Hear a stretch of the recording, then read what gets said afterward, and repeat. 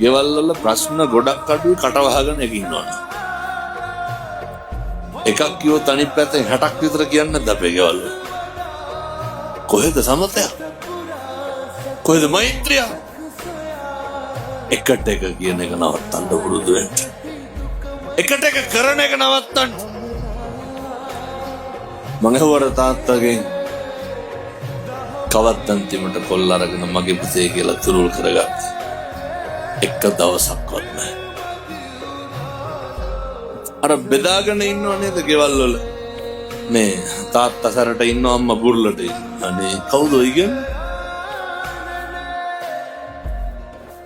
හදාගත්ත මනස්ගත වෙන්නේ දරුවෝ ඈත් වෙන එක විතරයි. මම අපේ තාත්තලාට කියනවා පැත්තොන්ගේ අර බජාර් භාෂාවෙන් කියන්නේ ආතල්. පැත්තන්ගේ ආතල් හින්දා දරුවෝ නැති කරන්න එපා. ඒ මොකද්ද? දරුවොත් එක්ක බත් කටක් කාලා බුදිය ගන්න තියෙන වෙලාව කොහෙවත් යන්නේ උන් එක්ක බොණ්ඩ දා ගන්න එපා. බිරිඳයි දරුවෝ එක්ක ගෙදර ඉන්න තියෙන වෙලාව කොහෙවත් යන මිනිස්සුන්ගේ පාටි වලට ගිහිල්ලා වැඩක් තියෙනවා.